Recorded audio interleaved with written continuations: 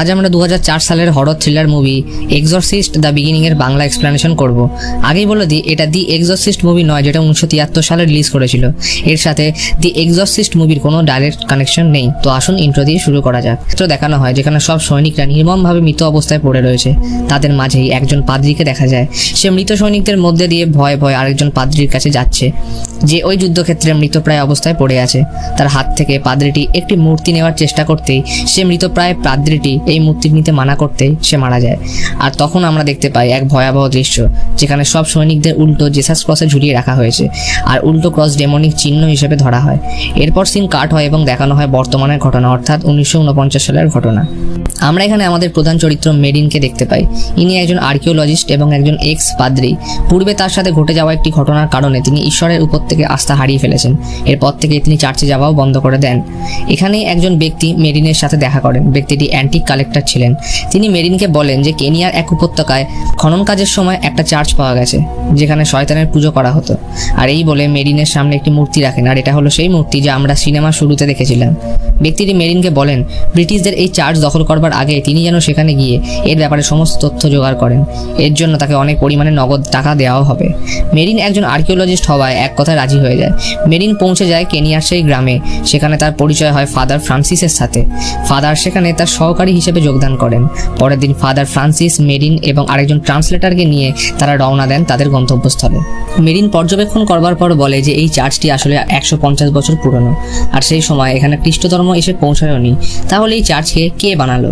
আরও একটু ঘুরতে তারা দেখতে পায় যে চার্চের পাশে একটি বড় গ্রেভিয়ার্ড আছে। ফাদার ফ্রান্সিস বলেন একসময় এখানে প্লেগ নামক মহামারী হওয়ায় সমস্ত লোক মারা যায়, আর এগুলো তাদেরই কবর। ফাদার ফ্রান্সিস, মেরিন আর তাদের ট্রান্সলেটর চার্চের ভেতরে প্রবেশ করতে সেখানে তারা বহু পুরনো মূর্তি দেখতে পায়।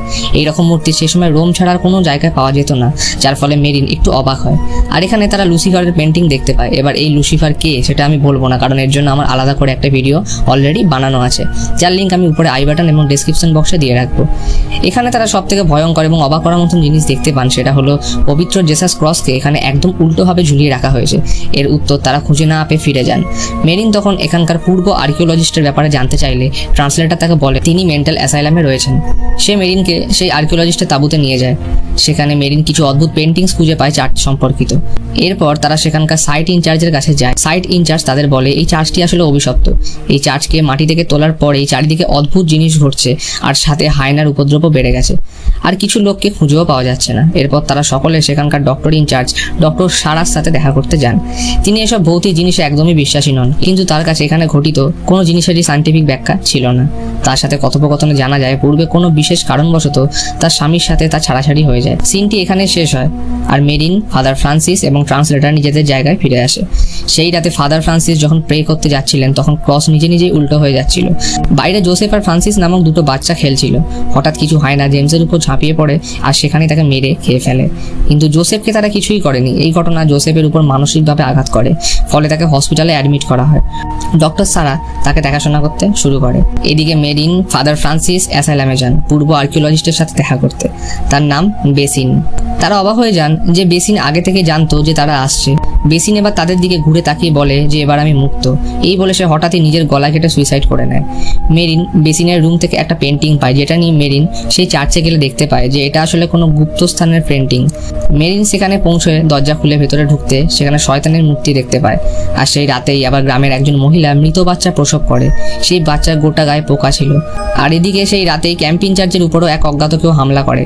আর ডক্টর সারা মেরিনকে জানায় যে যবে থেকে জোসেফ হসপিটালে এসেছে তবে থেকে ডক্টর সারার সাথে অদ্ভুত কিছু জিনিস ঘটছে।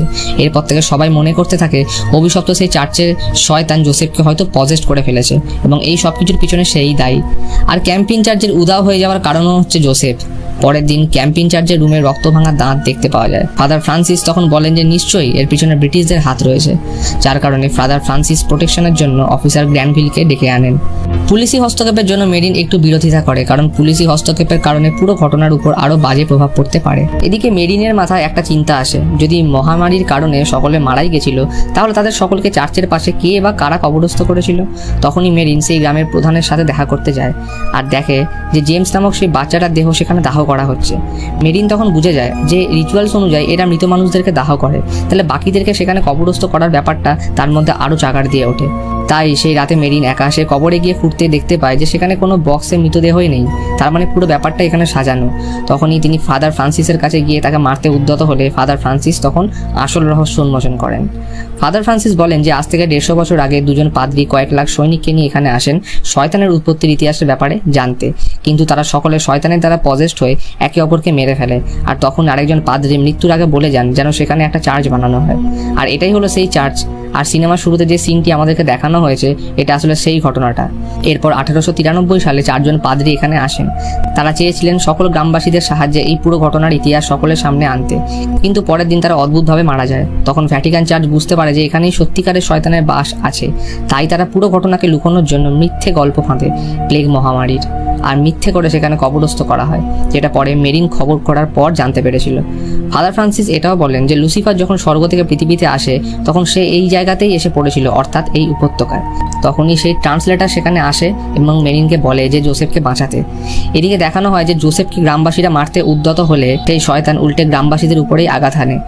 এদিকে অফিসার গ্র্যান্ডভিল সেই চার্চে সাইট ইনচার্জের ভয়াবহ মৃতদেহ ঝুলন্ত অবস্থায় উদ্ধার করে।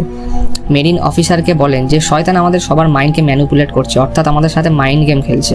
এদিকে অফিসার মনে করেন যে এর পিছনে গ্রামপ্রধান দায়ী। এই বলতে চার্চ থেকে বেরিয়ে অফিসার গ্রামপ্রধানকে গুলি করে মেরে ফেলে, যার কারণে সেখানে গ্রামবাসীদের সাথে পুলিশের মারপিট শুরু হয়ে যায়। মেরিন এবারে জোসেফকে বাঁচানোর জন্য লুকিয়ে তাকে সেই চার্চে নিয়ে যাওয়ার প্ল্যান করে, কারণ সেখানেই একমাত্র জায়গা যেখানে জোসেফ সুরক্ষিত থাকবে, কারণ গ্রামবাসীরা সেই চার্চে প্রবেশ করে না। মেরিন ডক্টর সারাকে বাঁচাতে তার রুমে গেলে আসল রহস্য এখানে আমরা জানতে পারি। মেরিন ডক্টর সারার ঘরে প্রবেশ করতে দেখতে পান যে তার গোটা ঘর রক্তে ভর্তি, আর দেওয়ালে কিছু ডেমনিক সাইন আঁকা রয়েছে, এবং সেই ডেমনিক সাইনের মধ্যেই সেই মূর্তিটিও লাগানো রয়েছে। পর মুহূর্তেই মেরিন সেখানে পড়ে থাকা একটি ফটো ফ্রেম দেখতে পায়। সেখানে সারা আর তার বরের সাথে ছবি ছিল, আর তার বর আর কেউই নয়, সেটা হলো বেসিন। আর তখনই মেরিন বুঝে যায় যে শয়তান জোসেফের ভেতর নয়, শয়তান আসলে সারাকে পজেস্ট করেছে। মেরিন এরপর লুকিয়ে চার্চে পৌঁছয়, যেখানে সারা তার আসল রূপ ধারণ করে। সেখান থেকে জোসেফকে বাঁচাতে চাইলেও সারা তাকে কিছুতেই চার্চের বাইরে বেরোতে দিচ্ছিল না। মেরিন সেখানে প্রেয়ার করা শুরু করলে সারার ভেতরে থাকা শয়তান মেরিনের সাথে মাইন্ড গেম খেলতে শুরু করে এবং তার ঈশ্বরের প্রতি অবিশ্বাস নিয়ে তার সাথে মজা করতে থাকে এবং তাকে শারীরিক ও মানসিক প্রলোভন দেখাতে শুরু করে। কিন্তু তা সত্ত্বেও মেরিন তার এক্সরসিজম চালিয়ে যেতে থাকে। শয়তান এখানে তাকে ভয় দেখাতে থাকে, আঘাত করতে থাকে, আর তার সাথে শারীরিক প্রলোভন। কোনো কিছুতেই ফল না হলে সারা তাকে ফ্রান্সিসের মৃতদেহ দেখিয়ে ভয় দেখাতে থাকে, কিন্তু মেরিন কোনো মতেই তার জায়গা থেকে বিচলিত হয় না আর এক্সরসিজম করা থামায় না। শেষে মেরিন সারার ভেতর থেকে শয়তানকে বের করতে সক্ষম হলেও সারাকে বাঁচাতে অক্ষম হয়। এদিকে অফিসারও শয়তানের মাইন্ড গেমের শিকার হয়ে নিজেকে গুলি করে সুইসাইড করে ফেলে। শেষে বেঁচে থাকা দুজন প্রাণী মেরিন আর জোসেফ যখন কোনো মতে চার্চের বাইরে বেরিয়ে আসে, তারা বেরিয়ে আসতেই দেখতে পায় সেখানে 1000 জন লোক মরে পড়ে রয়েছে, অর্থাৎ পূর্বের ঘটনার মতন সবাই শয়তানের দ্বারা পজেস্ট হয়ে একে অপরকে মেরে ফেলেছে। আর সেই চার্চ পুনরায় মাটির তলায় ঢুকে যায়। এরপরে সিনে দেখানো হয় মেরিন তার বাড়ি ফিরে এসেছে এবং তার মধ্যে আবার ভগবানের প্রতি বিশ্বাস জন্মেছে, আর সেই পুনরায় চার্চে যাওয়া শুরুও করেছে। মুভিটি এখানেই শেষ হয়। তো কেমন লাগলো আমাদের আজকের এই ভিডিও তা কমেন্ট বক্সে জানান। এরকম ভিডিও আরও দেখতে চাইলে আমাদের চ্যানেলে সাবস্ক্রাইব করুন। আমাদের সাথে যুক্ত হলে আমাদের ফেসবুক পেজ এবং ফেসবুক গ্রুপে জয়েন করুন।